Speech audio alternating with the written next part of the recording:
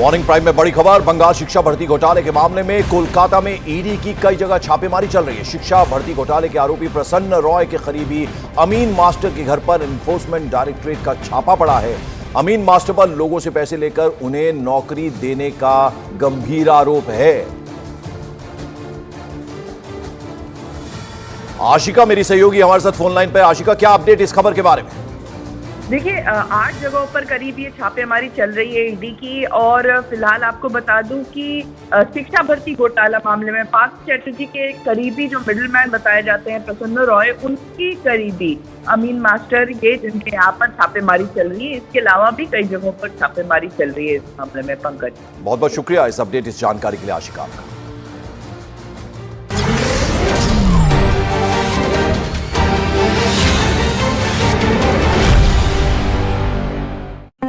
दादी ने केंद्र सरकार के कर्मचारियों को जो डीएनएस अलाउंस मिलता है और जो पेंशनर्स हैं जिनको डीएनएस रिलीफ मिलता है, इन दोनों में 1 जनवरी 2024 से 4% की वृद्धि करने का निर्णय लिया। 1 जनवरी 24 से ये 4% की वृद्धि से देश भर में बड़े पैमाने पे हमारे पेंशनर्स को लगभग 50 लाख जो एम्प्लॉइज हैं और लगभग 68 लाख जो पेंशनर्स हैं, इन सबको इसका लाभ होगा और इसका व्यय लगभग 12,868 करोड़ रुपए केंद्र सरकार के ऊपर रहेगा।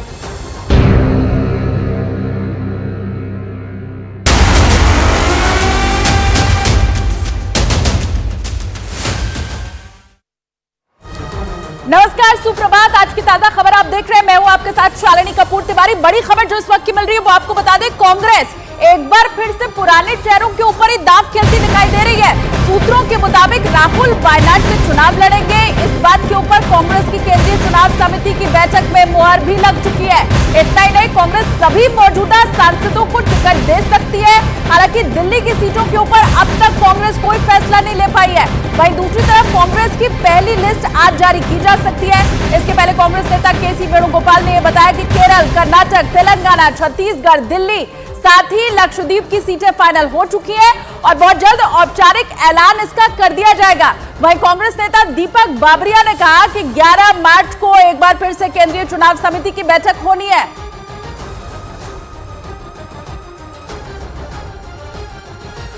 डिस्कशन हुआ और बाद में जो है सीईसी का ओपिनियन था कि इसके बारे में 11 तारीख को फिर से डिस्कशन होगा।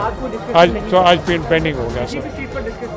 कोई थोड़ा सा डिस्कशन जरूर से हुआ, अप्राइजल जैसा हुआ, फिर बाद में से it was the opinion of the CEC कि ये किसी के बारे में for Delhi, it was restricted to Delhi. आज हरियाणा तो उसमें एजेंडा में भी नहीं था। 11 तारीख को। और वहीं कांग्रेस सीईसी की बैठक में शामिल हुए सचिन पायलट ने कहा कि सभी पहलुओं के ऊपर चर्चा हुई है और जो भी व्यक्ति चुनाव जीतने की स्थिति में है वही चुनाव लड़ेगा। चुनाव जीतने की स्थिति में है उसको पार्टी आदेशित करेगी, वो चुनाव लड़ेगा। अंतिम निर्णय सीईसी लेगी और मुझे लगता है बहुत जल्द इस पर स्पष्ट एक वक्तव्य सीईसी का भी आएगा। पूरे जिन जिन स्टेट्स का डिस्कशन था सभी सीट्स पर डिस्कशन हुआ है और मंथन किया गया है। जैसे मैंने कहा, एक अच्छा सार्थक पॉजिटिव एटमॉस्फेयर में डिस्कशन हुआ और सब पहलुओं पर हमने अपना ध्यान केंद्रित किया। खड़गे साहब, आदरणीय सोनिया गांधी जी, सभी सीईसी के मेंबर्स, हम सब लोगों ने एक लंबी चर्चा करी है। जैसे ही निर्णय को लेगी एआईसीसी से आपको सूचित कर दिया जाएगा। और वहीं कांग्रेस नेता राहुल गांधी ने केंद्र में पार्टी की सरकार बनने पर युवाओं को 30 लाख सरकारी नौकरी देने का ऐलान किया है। राहुल गांधी ने युवाओं को 5 गारंटी दी है। राहुल ने सत्ता में आने पर 30 लाख खाली पद भरना, ग्रेजुएट को 1 साल तक ट्रेनिंग भत्ता, पेपर लीक को रोकने वाले कानून को बनाने का वादा किया है। राहुल ने इसके साथ ही अस्थायी कर्मचारियों, गिग वर्कर्स के लिए सामाजिक सुरक्षा और युवा रोशनी के तहत जिलों में स्टार्टअप के लिए 5,000 करोड़ रुपए के फंड का वादा भी कर दिया है। बिहार के बेगूसराय में इलेक्टोरल बॉन्ड की जानकारी देने के लिए करीब 4 महीने का समय मांगने पर कांग्रेस ने एसबीआई के खिलाफ प्रदर्शन किया। सुप्रीम कोर्ट ने 15 फरवरी को इलेक्टोरल बॉन्ड स्कीम पर रोक लगा दी थी। इसके साथ ही एसबीआई को चुनावी चंदे की जानकारी चुनाव आयोग को देने के लिए 6 मार्च का समय दिया था, लेकिन एसबीआई ने इसकी जानकारी देने के लिए 30 जून तक का समय मांगा और इसी वजह से कांग्रेस भड़क गई। बिहार के बेगूसराय में कांग्रेस के कार्यकर्ताओं ने एसबीआई के खिलाफ मोर्चा खोल दिया।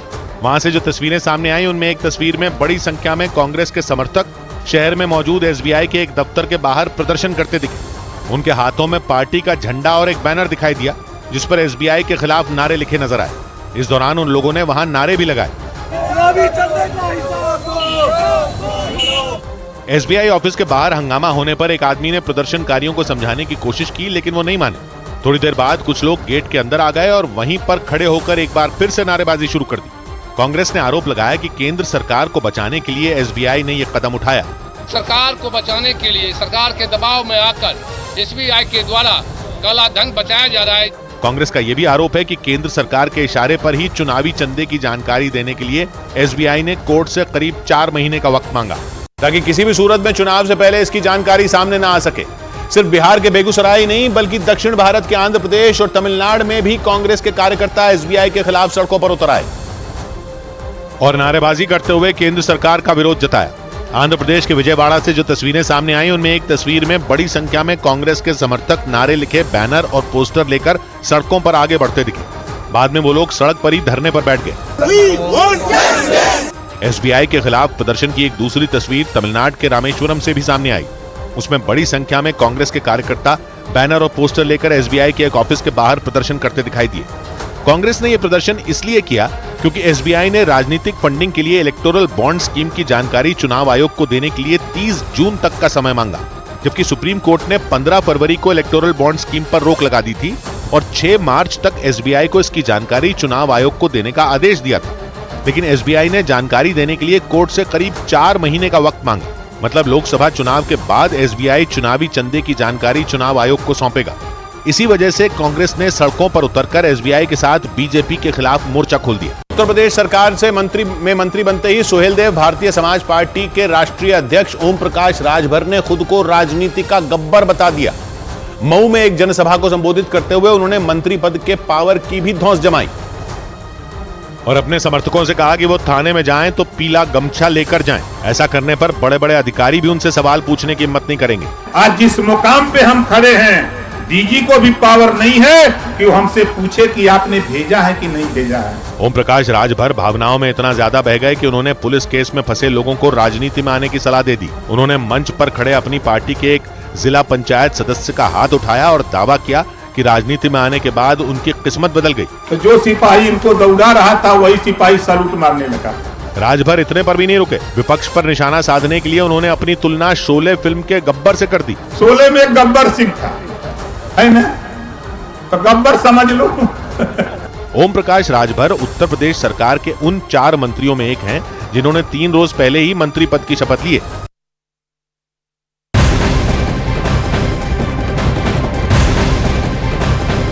और बड़ी खबर आपको बता दें, लोकसभा चुनाव के पहले पीएम मोदी ने बड़ा तोहफा दिया है। केंद्र सरकार ने पीएम उज्ज्वला योजना के तहत दी जाने वाली सब्सिडी की समय सीमा को 1 साल के लिए और बढ़ा दिया है।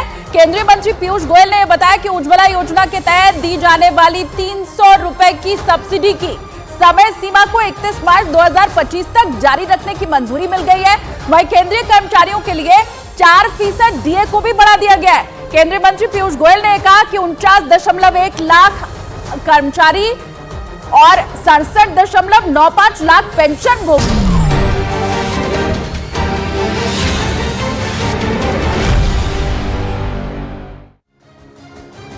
आप देख रहे हैं न्यूज 18 इंडिया मॉर्निंग प्राइम में ब्रेक के बाद एक बार फिर आपका स्वागत है। और अब जो खबर हम आपको दिखाने जा रहे हैं वो खबर यकीनन आपको चौंका देगी, क्योंकि यह खबर मानव तस्करी से जुड़ी हुई है और इसके तार जुड़े हैं रूस यूक्रेन युद्ध से। जानकारी के मुताबिक आकर्षक नौकरी के नाम पर युवाओं को रूस भेजने के मामले में सीबीआई आज बड़ा एक्शन ले सकती है। सीबीआई आज कुछ लोगों को गिरफ्तार कर सकती है। सीबीआई को अब तक 200 लोगों को विदेश भेजने का पता चला है। जांच एजेंसी ने इस मामले में अब तक कई लोगों को पूछताछ के लिए बुलाया है, जिनसे बीती देर रात से कड़ी पूछताछ जारी है। और अब तक की जांच के दौरान सीबीआई को पता चला है कि आरोपी एजेंटों ने करीब 200 लोगों को विदेश भेजा। इनमें से 35 लोगों के दस्तावेज सीबीआई को बरामद हो चुके हैं। सीबीआई को यह भी इंफॉर्मेशन मिली है कि आरोपी एक तरफ जहां पीड़ितों से वीजा लगवाने के नाम पर पैसे ले रहे थे, वहीं दूसरी देशों की एजेंसियों से भी पैसा ले रहे थे, यानी उन्हें दोनों ही तरफ से फायदा हो रहा था। और ओपी तिवारी हमारे सहयोगी इस वक्त हमारे साथ जुड़े। ओपी, बड़ा पर्दाफाश किया है सीबीआई ने, लगातार ये पूछताछ जारी है और लगभग 200 लोगों को बाहर भेजा गया, ये खबर आ रही है। बिल्कुल पंकज, मैं आपको बता दूं कि कल शाम से ही सीबीआई की दिल्ली, पंजाब और मुंबई समेत अनेक स्थानों पर छापेमारी जारी है। 7 शहरों में 13 जगहों पर छापेमारी हो रही है और अब तक की छापेमारी के दौरान इस मामले में शामिल एजेंटों के पास से लगभग 200 लोगों के दस्तावेज बरामद हुए हैं। 200 लोगों को विदेश भेजे जाने के बारे में पता चला है, जिनमें से 35 के रूस यूक्रेन व्यवहार में भेजे जाने के बाबत पता चला है। इन 200 लोगों को कहां कहां भेजा गया, उन्हें रूस यूक्रेन व्यवहार में भेजा गया या किसी अन्य देशों में भेजा गया, इस बाबत कुछ लोगों से लगातार पूछताछ जारी है। सीबीआई ने देर शाम से ही कुछ लोगों को पूछताछ के लिए बिठाया हुआ है, उनसे लगातार पूछताछ की जा रही है और पूछताछ के आधार पर जानने की कोशिश की जा रही है इन 200 लोगों को कहां कहां भेजा गया था। पंकज, बिल्कुल, तो मानव तस्करी का यह सनसनीखेज मामला सामने आया है। सीबीआई काफी लोगों को आज गिरफ्तार कर सकती है, जैसा कि हमारे सहयोगी ओपी तिवारी जानकारी दे रहे थे। बहुत बहुत शुक्रिया ओपी तिवारी इस इंफॉर्मेशन के लिए।